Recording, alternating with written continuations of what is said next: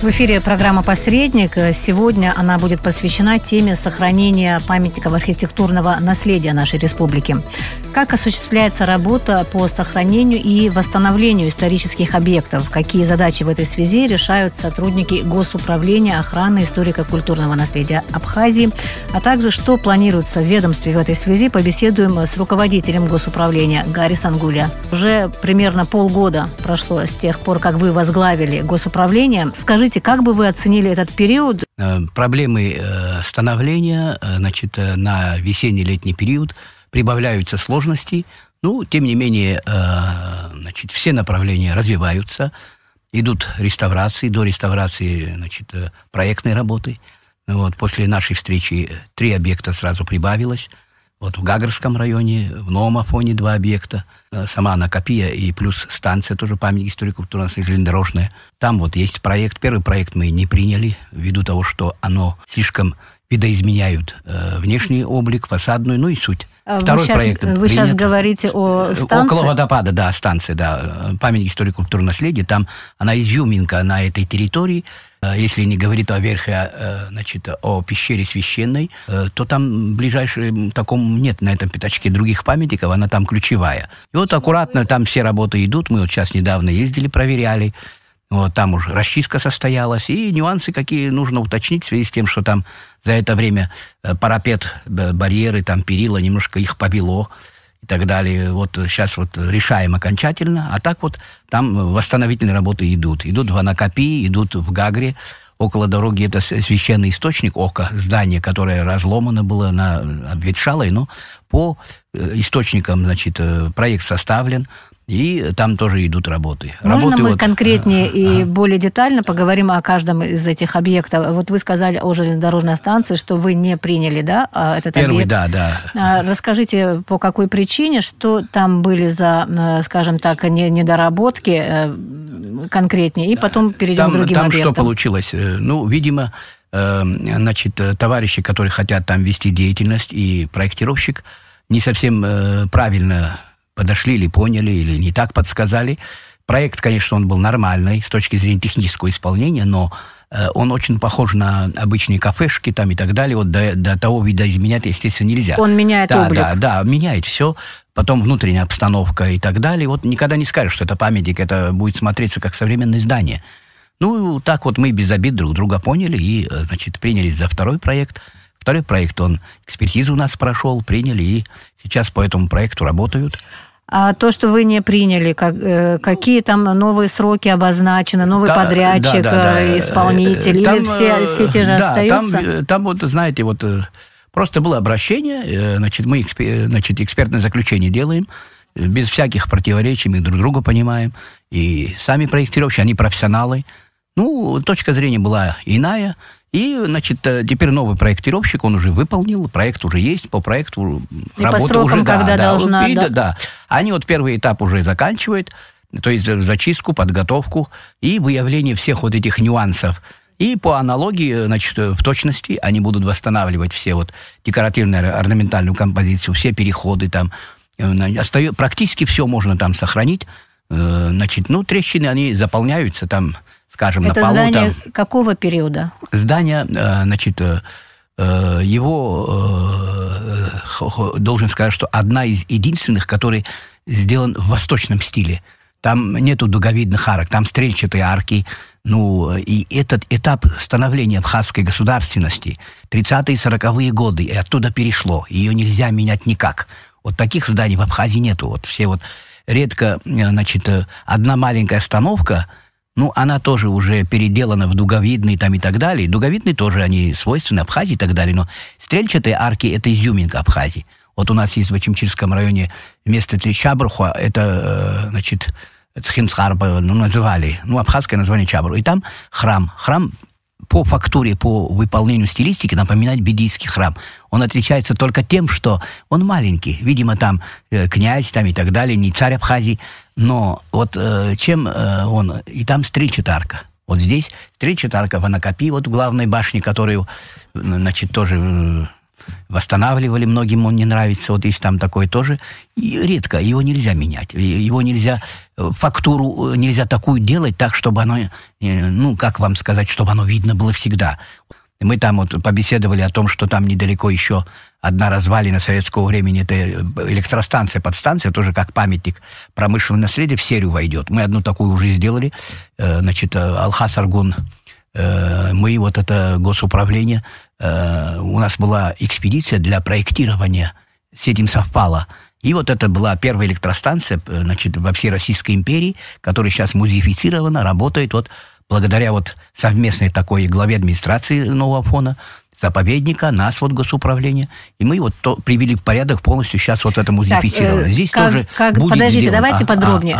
Когда все это было сделано, этот объект, вот вы сейчас перешли как-то от станции резко туда, и чтобы не совсем непонятно. Да, вот сейчас вот идет обсуждение, если мы, значит, если мы к консенсусу какому-то придем, и на этой площадке вот полностью привести в порядок. Там, кроме вот этой станции, с этой стороны, значит, связан с электричеством объект, который запущен, развален, разобран и так далее. Вот его нужно будет привести в порядок, и чтобы вся площадка, потому что посетители Абхазии, мы, наши граждане... Этим кто будет заниматься? Этим занимаются непосредственно госуправление, заповедник сам, и, значит, заявители или те, кто вот сейчас будут заниматься этой станцией, они изъявили желание тоже вот приняться и за это, если мы будем согласны, они смогли бы дальше сотрудничать и в этом месте тоже привести, значит, вот этот комплекс весь в порядок с их участием.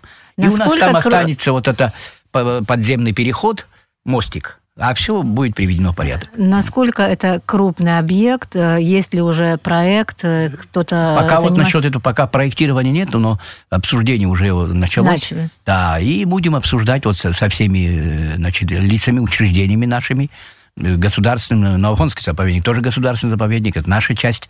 И мы будем с администрацией, со всеми, и вот нужно полностью от края до края привести в порядок, вот, чтобы там все-таки было закончено.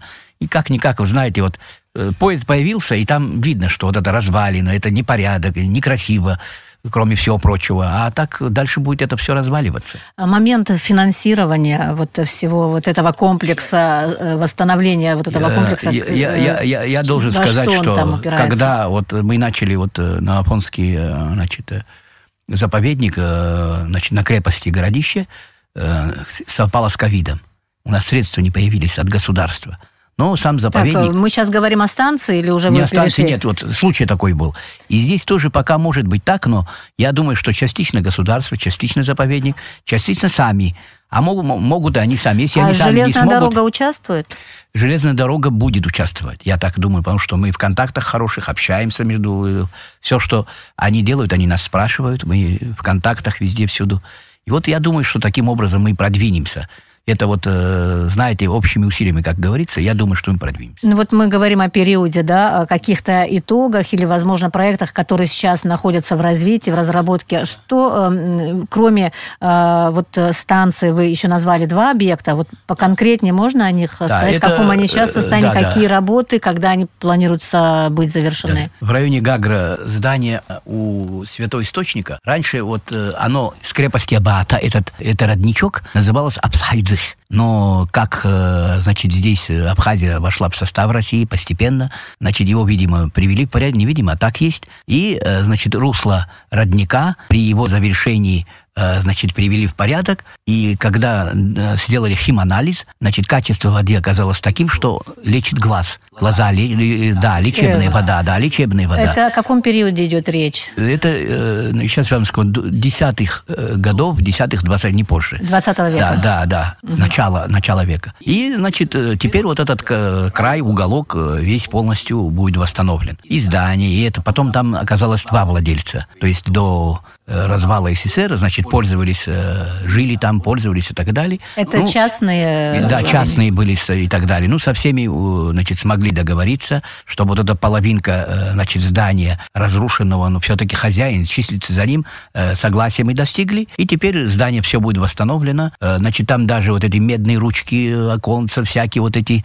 значит, петельки, все сохраняется, кроме, как говорится, самих стен. Ну, и, естественно, по картине сохранишься, картинка есть, источник источник есть. Проект там мы обсуждали, уже принят.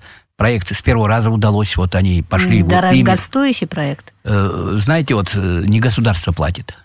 Сумму мы, значит, знаем, но вот участие есть некоторые. Ну, так вот, значит, участие местных наших граждан там обеспечено. Чья была инициатива восстановления вот этого уголка, как вы говорите? Или какие еще там объекты, сколько штук там? Сейчас я вам скажу. Это связано с Гагрыбшем, который также в арендном пользовании находится. Мы посещали, и во время посещения осмотра у нас закончился вот этот договор, и охранные обязательства должны были переоформить уже на новый срок. И в этот момент вот они увидели, что мы там находимся, вот так поговорили, стали созваниваться, и мы вот, значит, смогли вот предварительно, а потом дальше мы вот обсуждали, мы объяснили, какой порядок существует, как это делается, как это нужно делать. Все объяснили, и вот так по законному пути, вот, а и администрация знает, все в курсе. И вот общее согласие было достигнуто, и вот мы смогли вот довести до проекта, с эскизного проекта, и сейчас они по проекту вот это восстанавливают и отчитываются каждый раз, вот, какой этап, что, как, что так, не так. Вот и недавно, вот вчера мы ездили. На какой сейчас стадии? Да, вот вы ездили. Ну, на возведении. Вот сейчас возводят, потом будут отделочные работы, там на швах, они швы должны быть зачищены. Расскажите, там, вот что возводят, чтобы я имела представление, что это за объект. Сейчас я вам скажу. Это двухэтажное здание со скатами, значит, кровлей,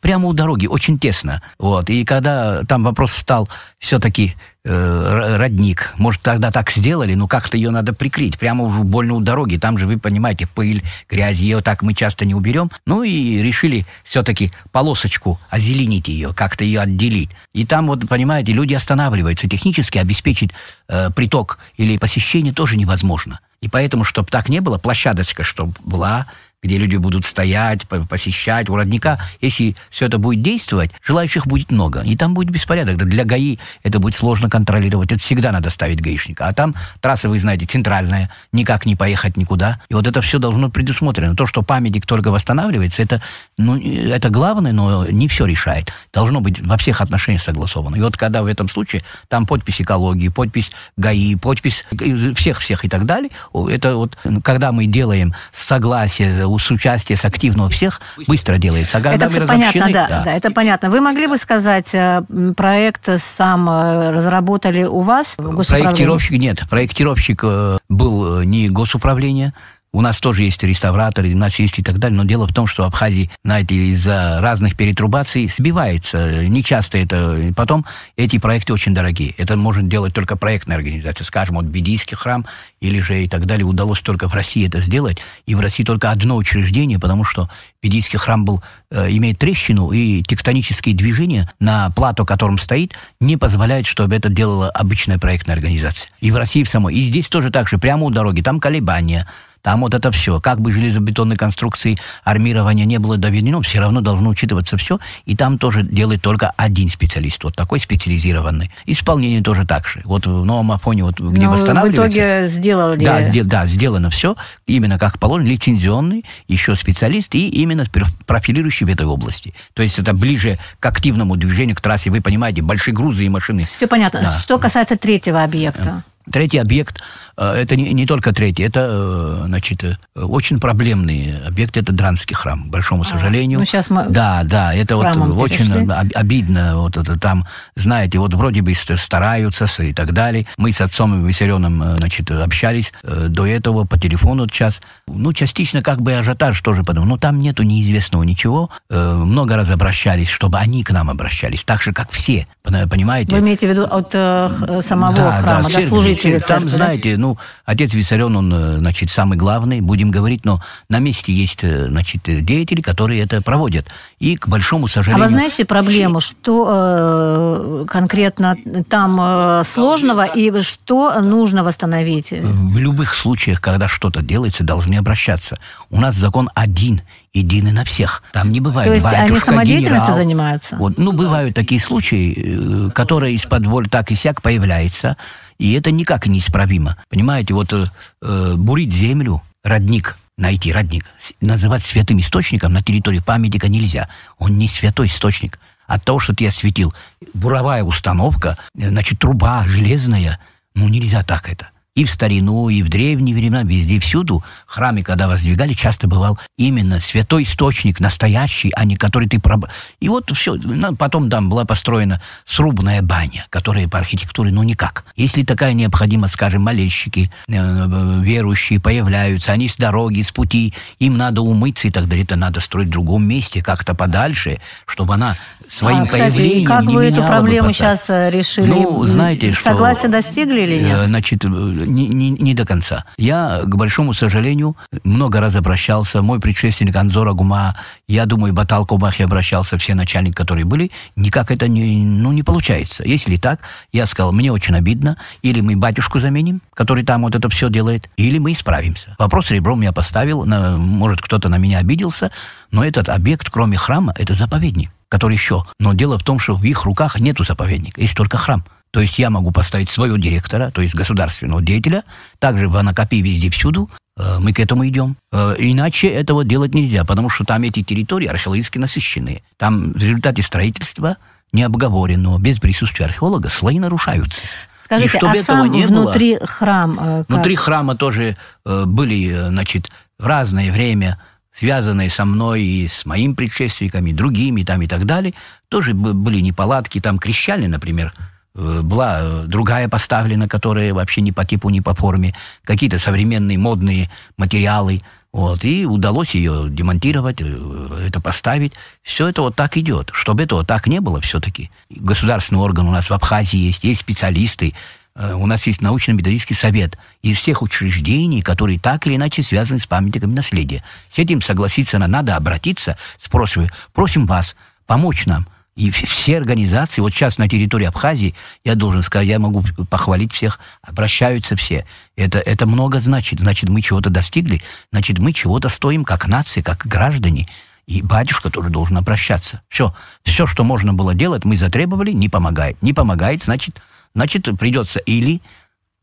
Батюшка был тоже наш, обязан, я имею в виду, как мы все иностранцы, скажем, как и граждане. Граждане Абхазии, согласно закону о гражданстве, обязаны охранять память историко-культуры уже только из-за того, что он гражданин, он уже обязан.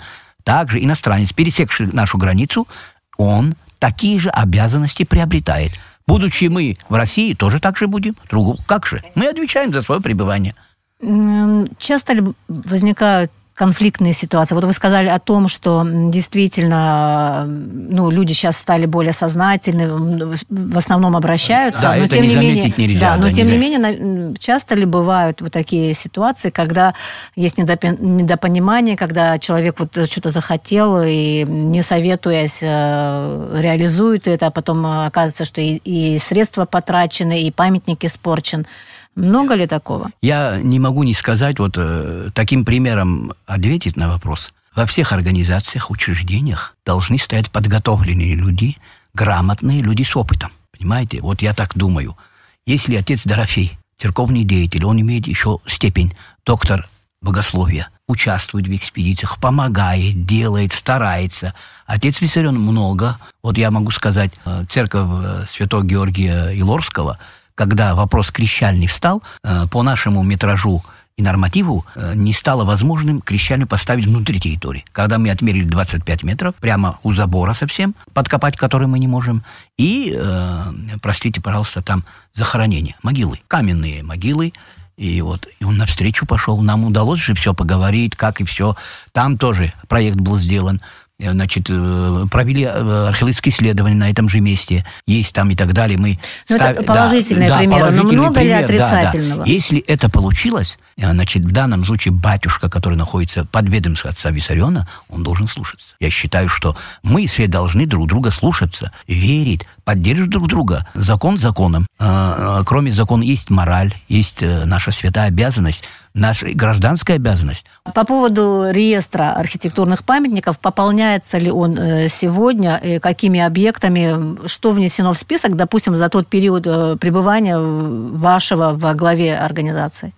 Реестр памятников пополняются и археологическими, архитектурными, и другими. Значит, до недавнего времени, значит, согласно нашему законодательству, в реестр памятников предварительный даже при включении было необходимо проведение экспертизы. Ну, о экспертизе кратко я скажу, чтобы она была первична, специалисты должны быть, проплата.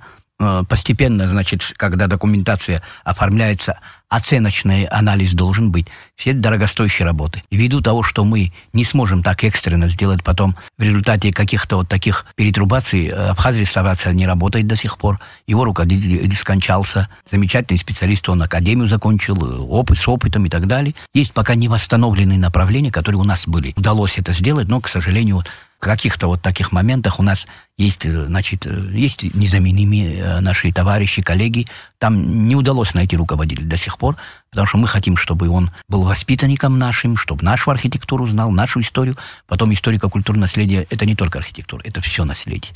Мы находимся на той стадии постепенного перехода на ту ступень, где должны быть и остальные направления. Это не только строительные сооружения 19 века. Есть средневековые, древние, дольменного времени, мегалитического, палеолитического времени. В пещерах уже стены найдены, древнейшие стены, строения. Не только лачушки или там какие-то вот такие временные строения. Основные проблемы, которые связаны с сохранением исторического наследия, возможно ли, что это в том числе и какая-то неправильная застройка в соседстве или по соседству с историческими зданиями?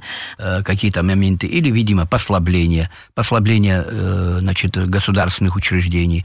Ведь все там должны участвовать, да? И вот так вот получается, что предполагается или намечается появление такого объекта, который своей формой может попортить все. Случай был, я могу рассказать, на меня не обидеться, я горд, что так поступили, послушались меня тогда. Должна была появиться антенна Агбафон, и, значит, кое-кто говорил, что это будет у Пицунского заповедника, там была площадка вдоль стен. И я сказал, это невозможно. Руководитель в нашей экспедиции работал, Алхас Аргун, и он послушался, мы отвели место подальше, прямо в болотине, подушку, поставили стоять, и ничего не случилось. Мы смогли договориться, даже не пришлось сильно обсуждать. Значит, дальше что? Наша архитектура Абхазии и без памятника должна развиваться близко к руслу по стилистике, по своей композиции, по своей высоте. Все-таки учитывая местные, национальные, природные, другие особенности. Вот, например, посмотрев, что строят в Батуми высотки, мы не должны копировать. У нас нету такого направления, нету. У нас нету этого вот так с бухты-барахты взять. Вот вроде бы площадь большая, но оно попортит все. Все-таки мы должны учитывать все это. Даже есть какие-то рычаги воздействия на то, чтобы вот такие вещи не происходили у госуправления? Конечно, специально такой организации нету, чтобы... У вас есть такие рычаги? Не только рычаги. У нас есть ученый совет. Если на территории подконтрольной мы можем рекомендовать, остановить, но есть территории вообще не подконтрольные. Там виды обыкновенные гражданские строения. Но какие? Это не абхазская архитектура. Это вообще не архитектура Абхазии. Понимаете? Это вот какая-то модная, в плане техническом, может быть, скажем, она совершенна, но внешний облик, его абрис не соответствует. Так это породит рядом появление подобной. Потому что человек до сих пор, система подражания действует. Да, но удается ли все-таки эти вещи не допускать? Я думаю, что активно должны за это взяться архитектурные отделы всех учреждений города, районных и так далее. Понимаете, это гражданский сектор. Если это зона контроля в связи с наличием культурного слоя каких-то, если по закону взять, мы можем судиться с ними, до этого мы дойдем. Мы доходили, дойдем и дальше тоже. Это никакая не обида. Если ничего не поможет, то и это тоже будет. И было уже. А должны активно работать и остальные тоже. Понимаете, мы своими же руками слишком плотно подойдем к нашим священным местам, к нашим объектам, там, где мы должны молиться, праздновать, встречаться. Это для гуляний, для того, чтобы мы консолидированы были. Это для этого, а не для частной застройки, не для частной собственности. Мы должны эту границу не нарушать никогда.